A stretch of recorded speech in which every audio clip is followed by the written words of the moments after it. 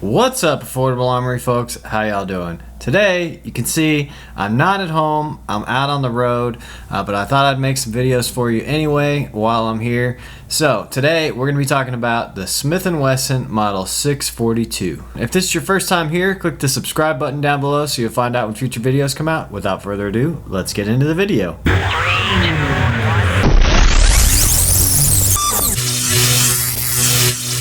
Before we get too far into this video, I do want to thank my sponsor, Vetter Holsters. Guys, Vetter makes great holsters. I carry one every single day. That is my EDC, my go-to holster. They make quality holsters inside the waistband, outside the waistband, you name it. Their light tuck is my go-to. They have all sorts of design patterns. They make them for a variety of guns. Whether you've got a Glock 19 or a P365, they've got it for the new macro. All sorts of options available. Great quality holsters for a reasonable price. Tons of different color patterns available. Check out Vetter Holsters if you're looking for a holster for your new gun. Alright, I'm going to roll in the footage of me unboxing the 642 and then you'll see me shooting it a little bit and I'll come back with my final opinion. Alright, here we are at the workbench. Let me unbox this thing for you. First off, notice the fact that it comes in this hard shell blue case. Alright, this is pretty cool. They don't do this anymore. Nowadays they're coming in a cardboard box. So you don't get a hard shell case anymore. You got the big old Smith & Wesson logo there. It says Made in USA. Some nice stippling there, grip texturing. But it is a lockable case. So some people say, why do you show the box? Who cares about the box? It's just a box. Well, the reason I say that is because someone out there might buy this gun and they may not want to go get a case for it. They want to be able to just lock it up as is. That's what you can do with this box, okay? Stick you a lock right through that hole and this thing will be locked up. Alright, that's why I'm showing you this, guys. So easy with the comments on, oh, who cares about the box? Some people do. Some people care about the box. So this is a used gun. This is about an early 2000s model from what I have seen. But that's why I bought it. I got a great deal on it. And the Smith & Wesson 642 has been around for quite some time, so I finally got one because it was a great deal. This is the Affordable Armory after all. So go find your deals, guys. You might be able to find something like this at a pawn shop or something. Maybe your local gun store has one that they got in used on a trade or something like that. Look for some high value stuff like this because, guys, this gun, it's been around for a while. It's a very good concealed carry gun, very popular concealed gun. So let's open it up, show you what we got. Here is the gun itself, and we'll do an overview of that here in a second. As you can see, it's empty. I'm gonna set that to the side. What I want to show you is all the fancy stuff that it comes with.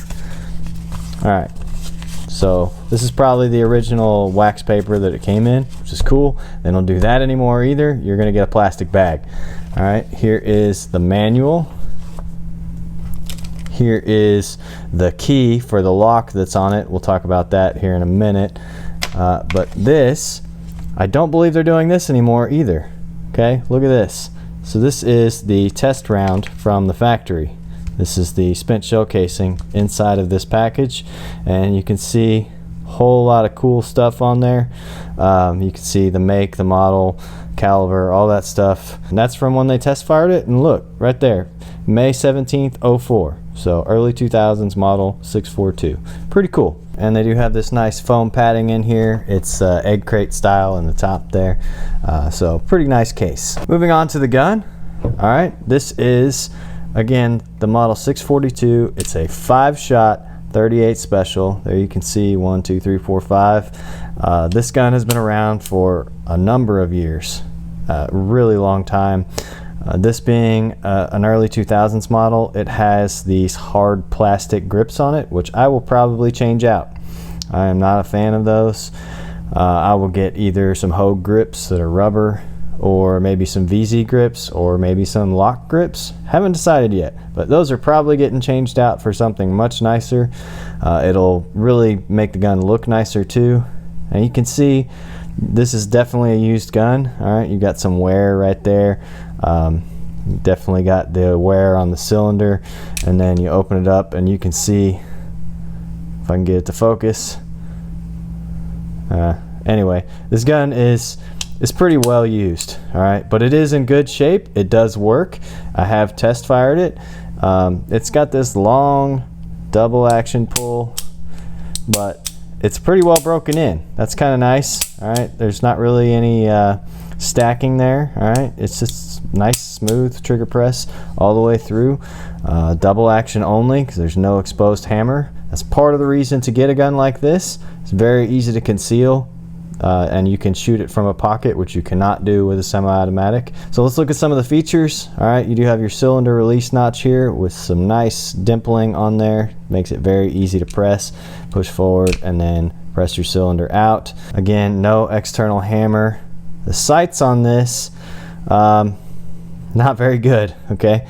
You got a ramp style front sight that is not replaceable. You can't do anything about it, but you can paint it, all right? It does have some notches on there, which is supposed to help you be able to pick it up. I have found it does not really. You still can't really see it, but you can take some model paint or some nail polish of any color you like. Put some bright orange or bright green, bright yellow, something. Just paint that right there, and then you'll be able to see your front sight, no problem. The rear sight is just your standard notch. So pretty simple setup there. Lastly, this does have the built-in factory lock. I don't know. I'll never ever use that. So the key is just going to stay in the box because I'm never ever going to actuate that. Just not a fan of it. I don't have a need to lock this. If I'm going to use this gun, I want it to be working. I don't want to have to go find a key in order to make my gun work. So there you go. There's the overview, unboxing of it. Let's take you to the range and you can see how well it shoots.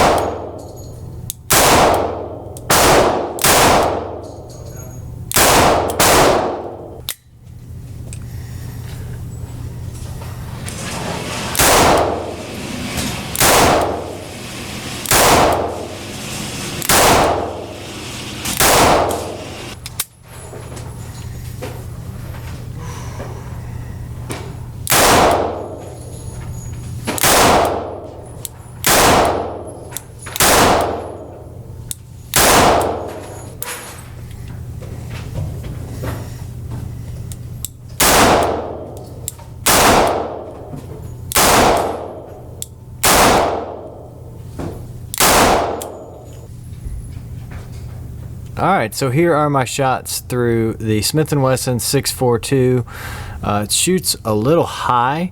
What I noticed, these were my first couple rounds. And you can see that one looks like it keyholed or something, but I do have a couple of rounds really high. And then, so what I did is I started using a 6 o'clock hold. I was holding about there or so, and then I was able to get the rounds where I wanted them to. This is still a little high, but fairly decent.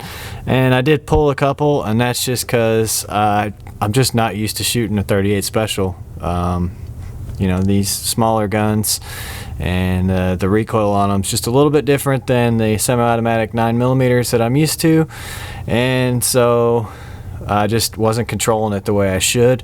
So not the best grouping. Basically, I need to practice with this gun quite a bit in order to get better at it, but not too bad.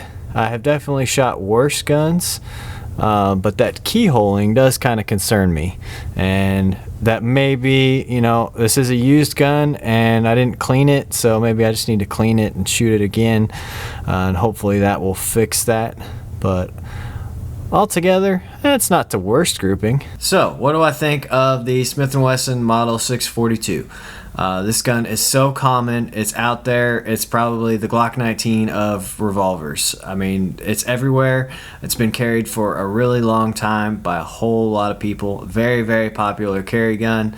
I'm going to say that I'm not going to recommend it as a go-to, but maybe as a backup gun. For me, it's just not something that I would use as a primary carry. But that being said, if it's the gun that you choose, then practice with it. Go get some training with it, especially since it only holds 5 rounds and it is slower to reload a revolver. You're going to need some practice with it. So go get some training and then practice, practice, practice.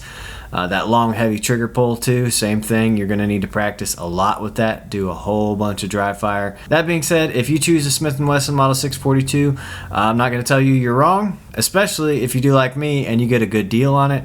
I got mine used for a very, very good price. As always, head over to affordable-armory.com. That's where the blog lives. That's where our social media links are. That's where our affiliate links are, so you can save yourself some money on something you were going to buy anyway. And we've got merch like hats, t-shirts, and mugs. So thanks for watching, guys, and we'll see you next time.